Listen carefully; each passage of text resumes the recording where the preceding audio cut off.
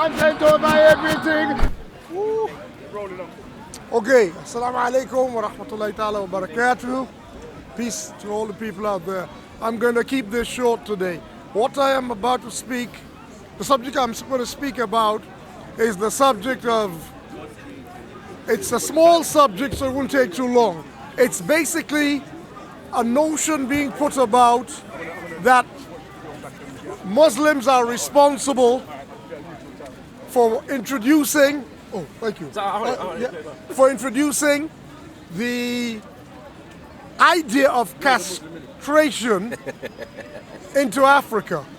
And I was reading an article by Professor Shaka Ra, who was putting forward the case that as far as West Africa was concerned, there was no Arab conquest in West Africa. From that discussion, a professor, and a colleague of mine, came up with the idea of widening the subject to say, whilst he has a tremendous respect for Sheikh Anta Diop in most other areas, in this regard, he believes Sheikh Anta Diop was a little influenced by his religion, to which he went on to elaborate. And I agree to this extent that people sometimes may not be as convicted in religious practice, but once their religion or cultural belief is attacked, they almost seem to be defending their mother, their grandmother, their uncles, their family that practice this. It's as if they feel their family and perhaps their immediate ancestors are insulted and they suddenly close ranks and defend it. I don't know, having read Sheikh Anta Diop widely, I am not certain that that critique applies to Sheikh Anta Diop 100%. What I will say is our discussion went on. The professor who was critiquing the post I'd put up on Sheikh Anta Diop, the professor went on to say, what about the widespread wholesale castration of human beings that the Muslims perpetrated in Africa? And I said, well, that is beyond the remit of our discussion, but let's have that discussion on a separate thread. So today, I raised the discussion about the use of eunuchs throughout history, because it is unfair, and I know that this is sometimes a position Muslims take. Muslims have a tendency to treat their religion in a very ahistorical manner.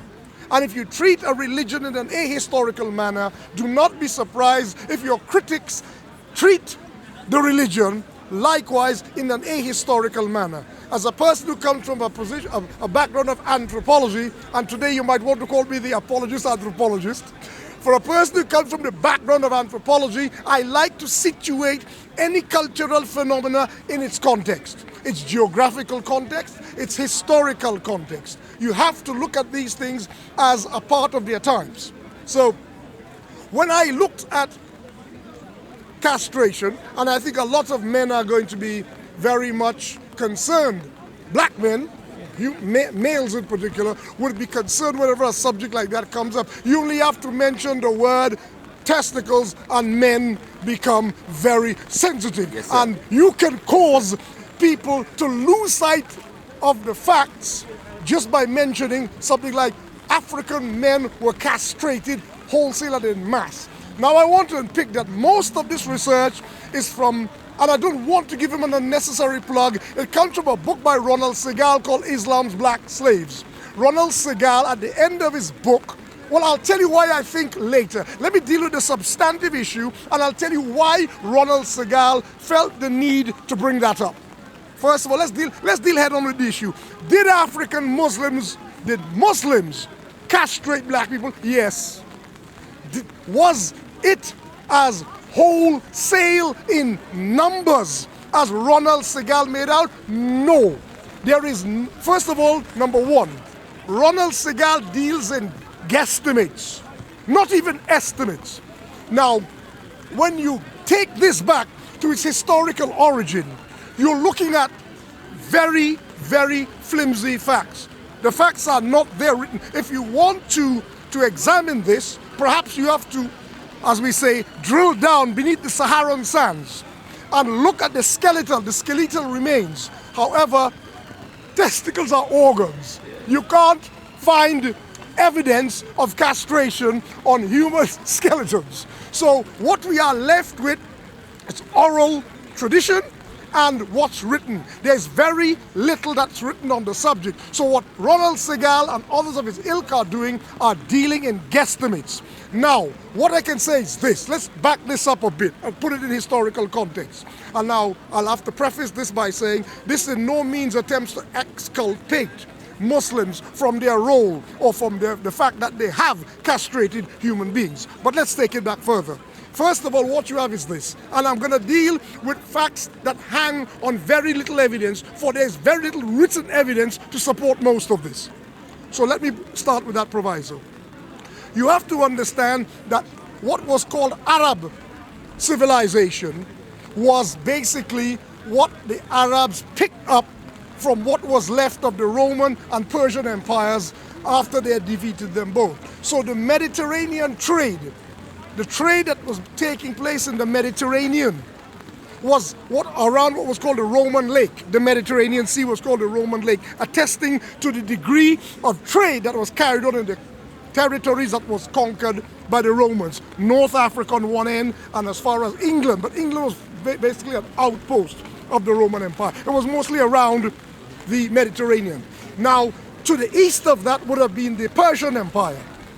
And when Islam arose, it basically subsumed the both empires under its control. So the trade that was going on in the Roman Empire in North Africa fell to the Arabs initially as Umayyads, because with the collapse of the Umayyads, the Arabs were a spent force. So let's talk about that trade. The Garamantes in North Africa were trading in black people with the Romans before the rise of Islam.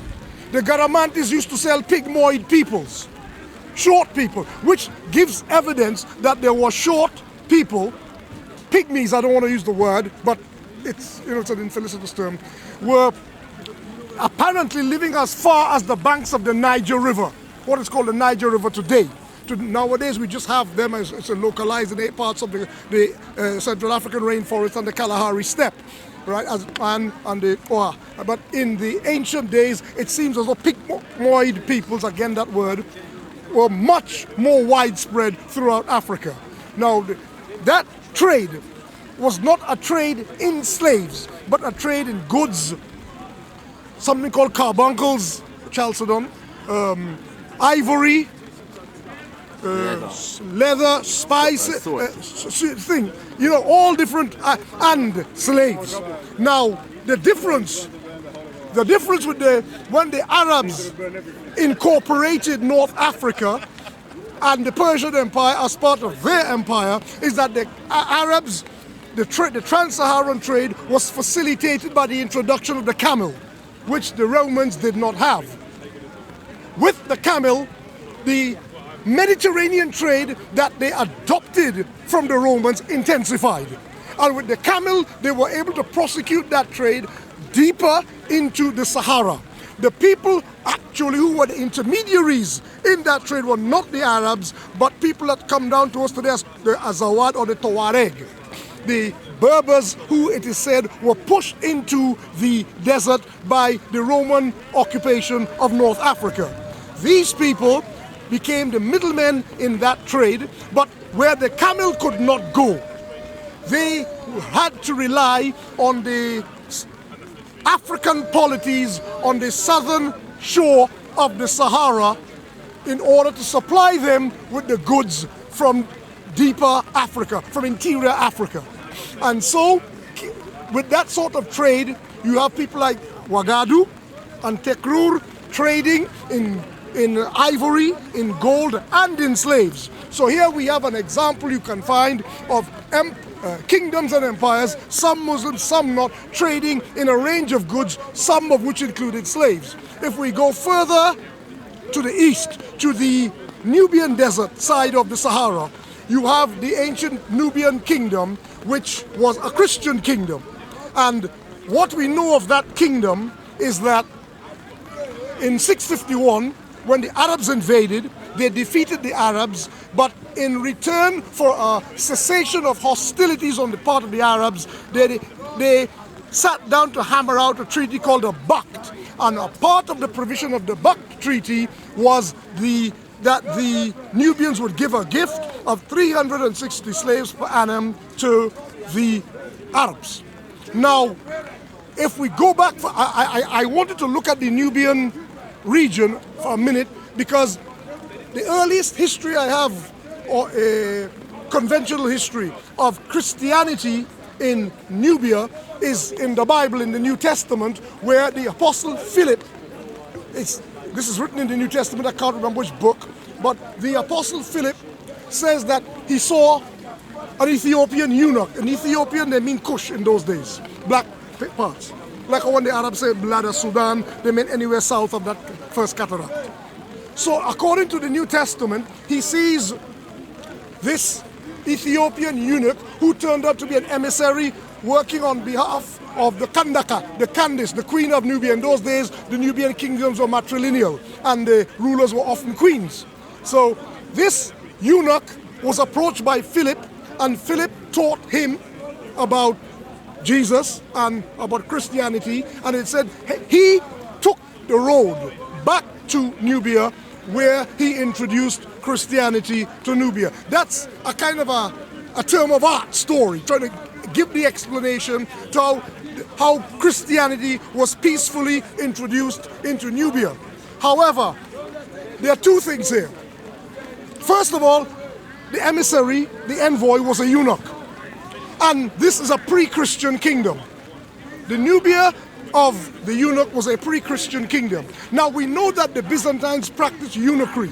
They practiced the castration of males for eunuchs. They did this before Byzantium became Constantinople, so we know they did it before Christianity arrived in the Roman Empire. The Greeks and others practiced it around the Mediterranean basin, and after Christianity, it was continued.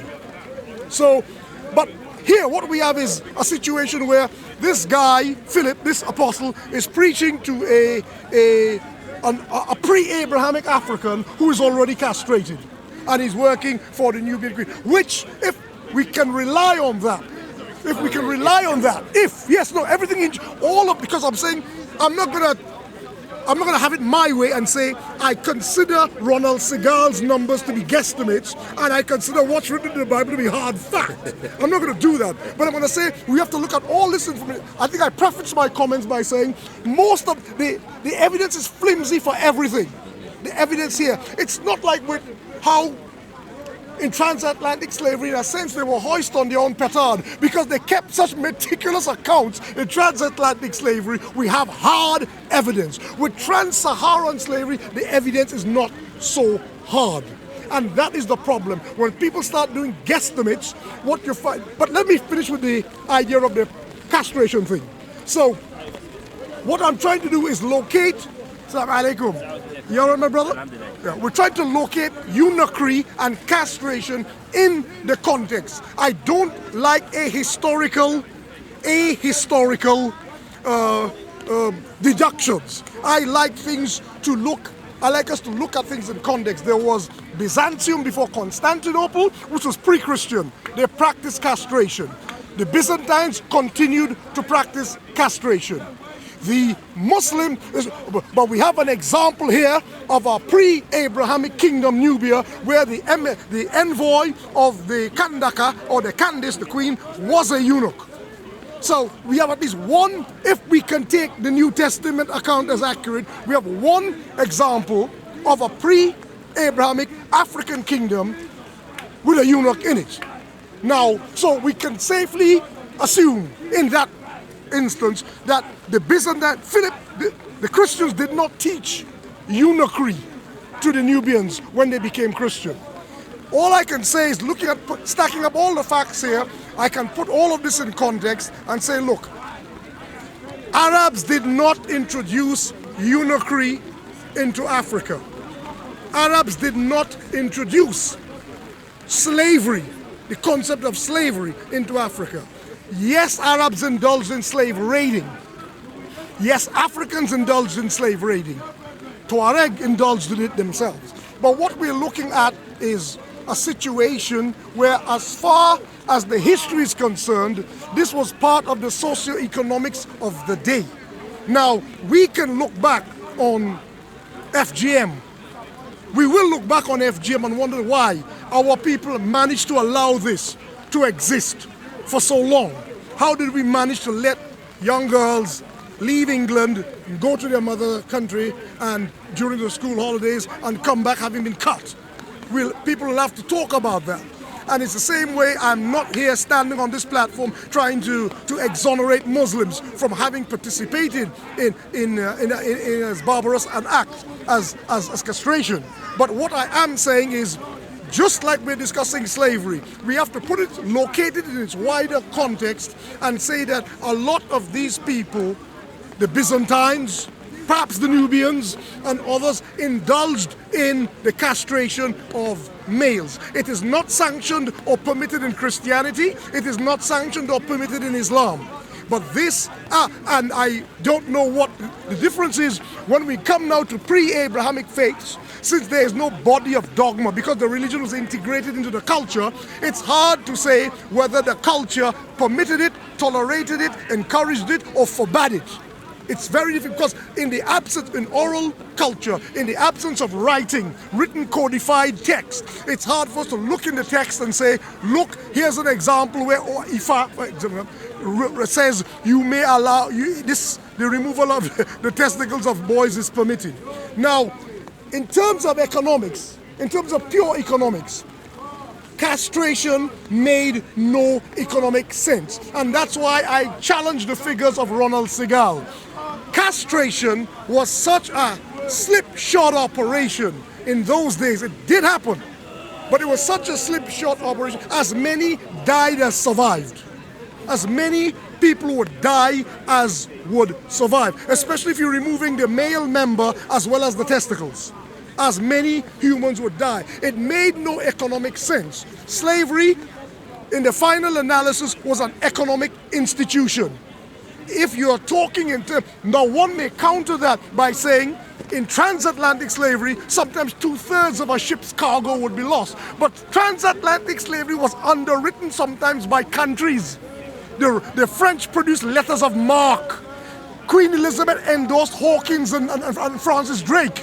You see, so yes, it shows. So they had the power of the entire societies behind them. In order to capture slaves, they had cannon, they had musket guns. If we want to go back and follow the article that said the Arabs had been capturing and castrating boys since the 8th century, they were capturing people, not the Arabs, but the Africans who were selling them to the Tuareg, because what the book says is that this was happening on African soil. The book claims that this is happening in Africa before they even crossed the Sahara, which to me is fantastical. Now, what would be happening would be you have people trying to capture slaves with the same weaponry, the same swords and spears like the people have. That makes it much harder than if you're coming there with guns. So when you look at the difficulty surrounding the economic enterprise of capturing slaves, loading them, and imagine for every 10 you capture and you castrate, 5 survive. It is not a viable economic institution at all. Other people say, well then why is there such a small amount of figures for Africans in the Muslim world, in the Middle East, given that the slavery started so early and lasted so long? Well, then I think the very premise of that has got to be questioned. The very premise of the amount of numbers of people that were taken as slaves across the Sahara has to be questioned. I do believe a large number must have been taken during the Omani slave trade and during the Ottoman Turkish period when they were opening up the Nile, because those people came with heavy artillery. They came with heavy artillery. Now crossing the Sahara was arduous even without cargo. So for the Tuareg, if they say they're capturing, I imagine them to be capturing small numbers of slaves. And no Tuareg could effectively, riding camels, going to the forestry area and capture. There had to be collaboration from peoples who were on that side. So I think this entire, without the paperwork, which we don't have, we are in the realm of supposition. All I wanted to do when discussing this subject of, because it's a touchy subject, you know, black men and their private parts, you don't play like that. So when somebody says, look, black people, be aware, this is a religion that cut your balls off. Right? Of course they're going to bridle. We don't want to hear that. I don't be a Muslim no more. But what I will do is say, listen, let's talk about it head on. It happened, but Muslims were not the only people, or Arabs or whoever, were not the only people involved in removing, and it is not as the scale, the numbers, the frequency with which people like Ronald Segal put it out there is a lie. It's an exaggeration. And so, to me, I tell you something. You can have something which is a fact, and if you keep it in proportion, it's truth. But if you take it and stretch it out of proportion, you're actually telling a lie with a piece of truth. You've taken a piece of truth, you stretch it out of proportion, and it becomes rumor. And of course, it becomes willful thinking on our part. There is a zeitgeist that is Islamophobic at the moment. I understand it. So anything bad you say about Muslims will be believed. People are hardly going to research it. But when you research these facts, you realize a lot of it is in the realm of guesstimate rather than even a sound estimate. So, what about this Ronald Segal and his book Islam's Black Slave? It's old hat, but still, I'll tell you what it is. At the end of the book, he starts to excoriate the Nation of Islam. He has a go on he goes into them. And I was wondering, why is this book about African history and now he's talking about the Nation of Islam? He's a Christian. Well, Ronald Segal is a Jew. Oh, I'm thinking of another book then. There's a book Islam's Black Slaves. Yeah. He's a Jew. No, but there's a book by an African who's a Christian. Oh, there's the guy's an American from where? It's a different book. Ronald Segal. Yeah, Segal, isn't it? go. So what it is, he starts having a go at the Nation of Islam. Oh, just out of the blue. And I said, what is this about? And what I realize is, and I said this before, and I don't want to bring this up since this Holocaust remembrance is going on and all that now, but the Jews in America are very concerned about the rise of Islam among black people. They're very worried about it because a lot of them would like to think that they're the liberal ones, we are fellow companions in misery. So we are ethnic minorities who suffer racism from the KKK and so forth, and we should work together. But there's another group who are Zionists, and they know that the more people become Muslim, the more Islam spreads in America, the more anti-Zionist sentiment will spread. And the kind of unity they are hoping for, the kind of common cause, it's the strange bedfellows common cause, they're trying to forge with black people, will dissolve. And the truth is, they know that a lot of people do this. They use black people as a buffer to protect themselves from the fullest onslaught, the most direct onslaught of racism. And I believe a lot of them, some Jewish people in America rely on the presence of blacks to be the one who gets the finger pointed at first. So that when you discuss, they can be brave on your, they can be courageous on your behalf and all the rest of it. But at the end of the day, they are protected because you are first in the line of racist fire. And I think it is in that context I see that book written. The book Islam's Black Slave. I shouldn't even mention that book. And that's, I think, all I really want to say about this subject. I don't think I have anything more that I'd like to add about the subject. Just that when people start producing articles about slavery being of a much older historical duration among the Arabs than among the white man, and then most of the article suddenly deals with castration. Like 65% of the article is about people getting their testicles lopped off. And I said, well, you see that's emotive. It's emotive. I do not say that anything that there are things that should not be discussed, but that's emotive. It's a way of getting people's emotions to the point where they're not going to even research that. If it happened once, it happened once too many. That's it, Muslims are bad. Right? But what I had to come and say today is, viewed in its wider context, people before Muslims were doing it, just like the Roman Empire existed before I call it the Umayyad Empire. I'm very sorry. I don't call it the Umayyad Caliphate. It was an Arab empire. Yes? So the Arabs inherited two empires, the Roman Empire and the Persian Empire, and they carried on the trade that the Romans were doing in Africa to be the Romans. And they extended it by the introduction of the camel.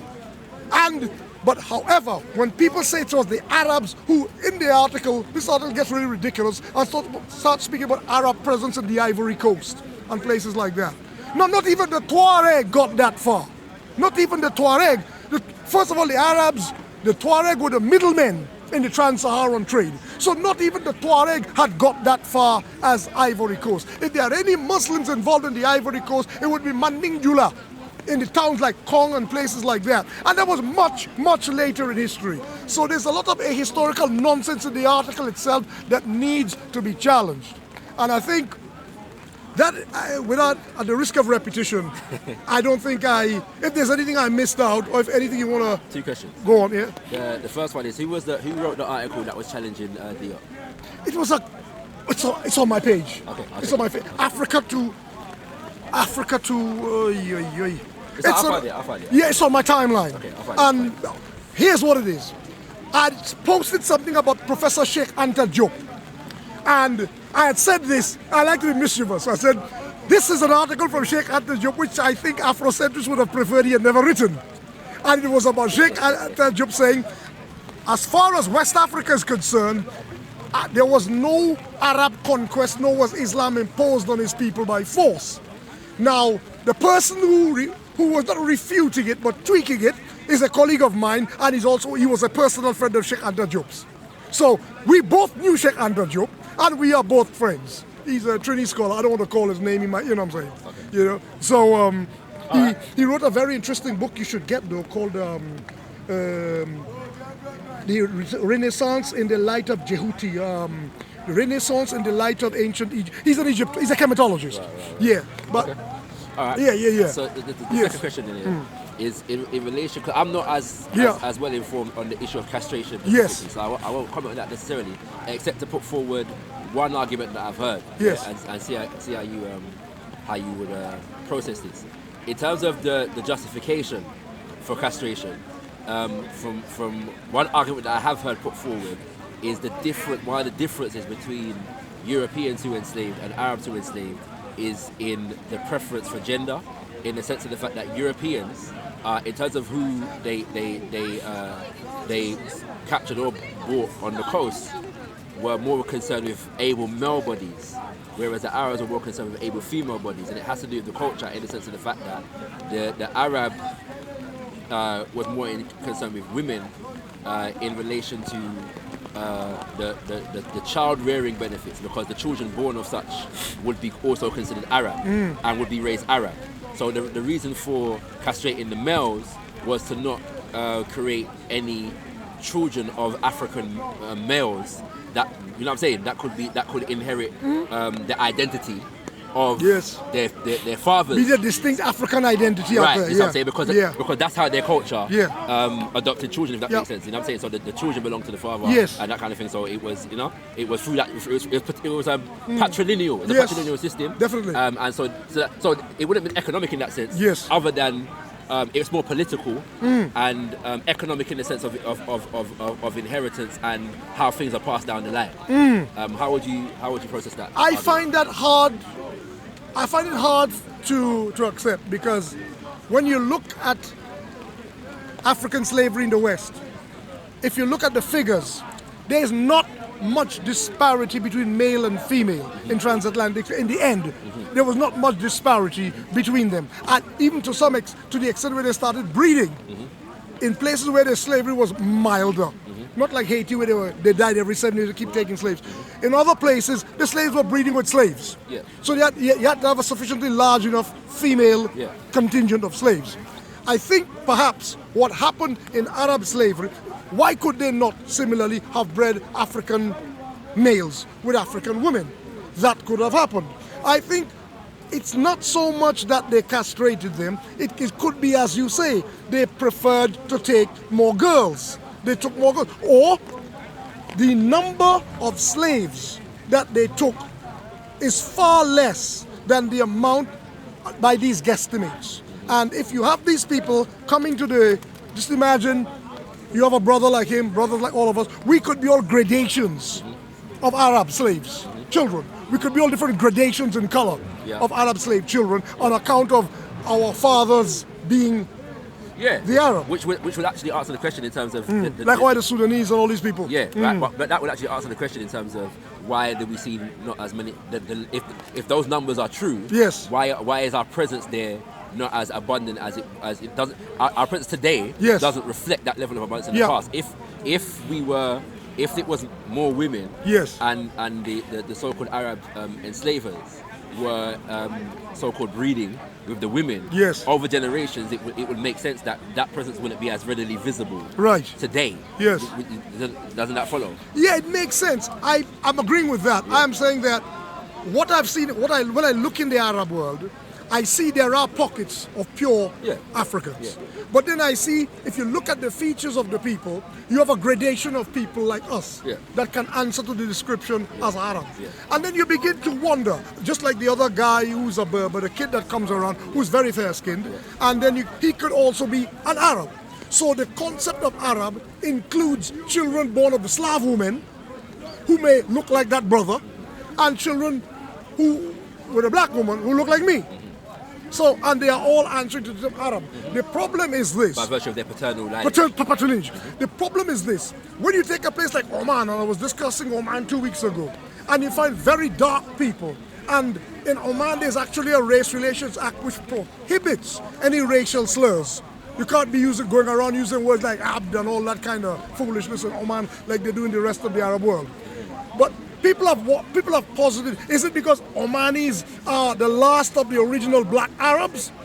And I say, look, until you do a genetic test to be able to separate, how do you do it? Are they the Proto-Arabian people of the Arabian Peninsula mixed in with the people who came? Or are these recent descendants of the recent Omani slave trade? How can you tell where the blackness comes from? And to me, that's the whole difficult thing is, if we answer it by saying from the get-go, the Arabs look like him and me, then we have a problem accounting for the disappearance of blacks. The same blacks you're asking, where did they disappear to? Because if Arabs are already darkish in color, if they're already darkish in color, how do we know if female slaves blended into the population, creating that color, or if the people are already that color, how can we tell? It's like saying if a white man took another white person for a slave, how do we know? If the English took Irish people for slaves, how do we know? How can we tell? Where did all these Irish go? It becomes problematic to me because to guess at the original color of the original Arab is itself a problem. I remember when Egypt was being invaded in 640 AD, the bishop, what's the name? The archbishop, the patriarch of Alexandria, was approached by an emissary of, I think it was Omar, and the patriarch said, "Get that man away from me, I ain't gonna talk to no black man." This is historical fact. So what we do know there is that the Egyptian patriarch of the Coptic church at the time was already Romanized or Hellenized in color. And among the Arabs were darker skinned people than we look at on television today. So if a dark skinned man went to the patriarch of Alexandria and was rebuffed, he said, "Take this Abda away from me," words like that in their language. Get him away from me, you see? What we also know that when North Africa was conquered, North Africa, the people in North Africa were fairer skinned. You remember you had Romans, Greeks, Phoenicians, Vandals. You had a whole bunch of different people impacting on whatever the original Berber may have looked like. So these are things we have to look at when we talk about racial admixture, and you meet people in North Africa, you say, "Are you a Berber or an Arab?" Unless they're speaking Berber as sometimes a first and only language, they find it difficult to answer that question. Those in the reef who speak only Berber, which of course I'm a Berber, but those who, how can he tell? He may be mixed with Vandal, he may be mixed with the later European slaves that the Corsairs took. So it's a very, I'm struggling with the question as to where did all these blacks disappear to? If, according to people like Ronald Segal, the number of blacks was that much in volume. If the number, I understand the question, if the number of blacks was exceeded the number that were taken in transatlantic slavery, they say that because they're adding a timeline that goes back to the 8th century. If that were the case, where are all these black people? He answers, as I say, by castration and by the woman being bred. I do believe the woman being outbred, but I do not accept that the numbers for castration were that high. It would be a nonsense to castrate and have half the number of people. It makes no economic sense at all whatsoever. What you going to do to all these castrated men? Men, humans, animals that are not castrated are more vigorous. They're more vital. They're more productive. It would be a nonsense to do that. And I, therefore, would like people to take that with a pinch of salt and not to deny it. That's foolish as well.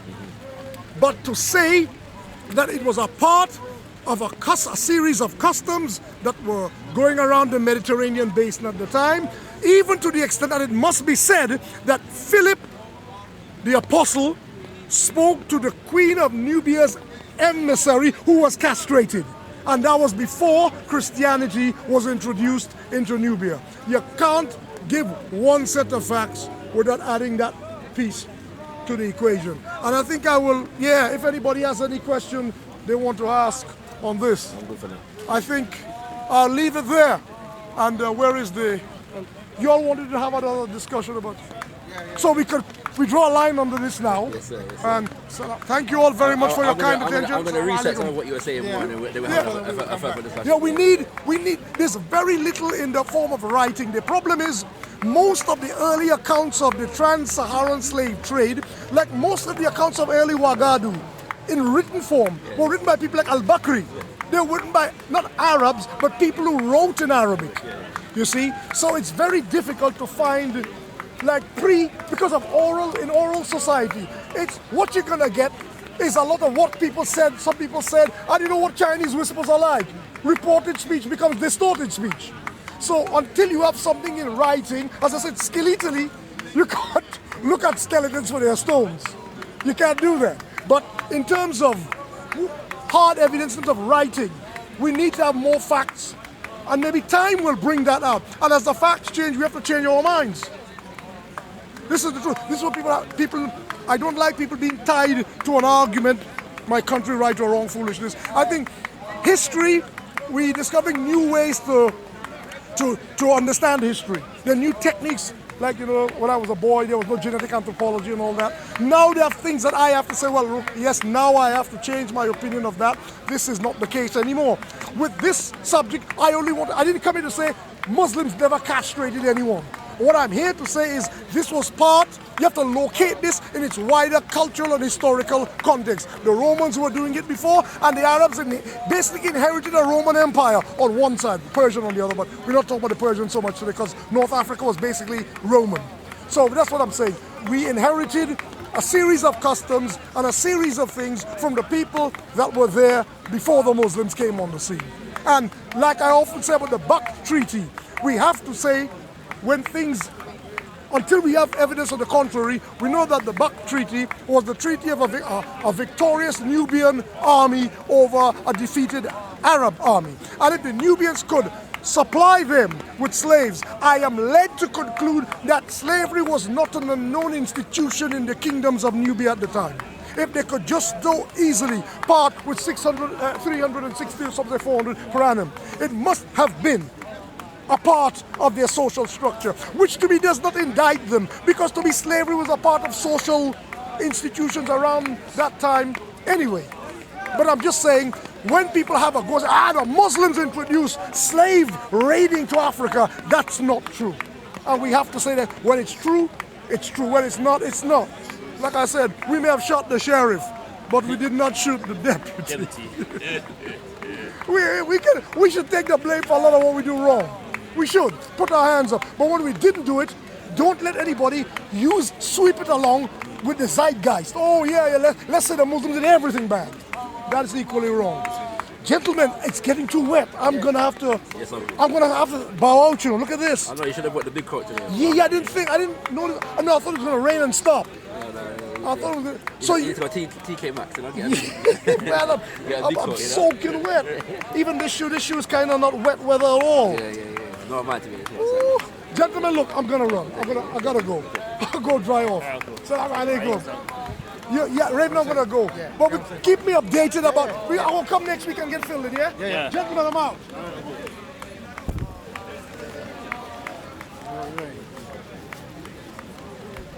It's quite Yeah, it's more recent than I realised. Yeah, man. From your Man, say it straight. Man, don't listen to BBC. Man, don't listen to ITV. Your God gave us faculties to evaluate reason. No, not to evaluate reason. Reason is a process for evaluation. So if I said if the traffic light is red, then stop. So according If to the the traffic light is if the traffic light is amber, get ready to go.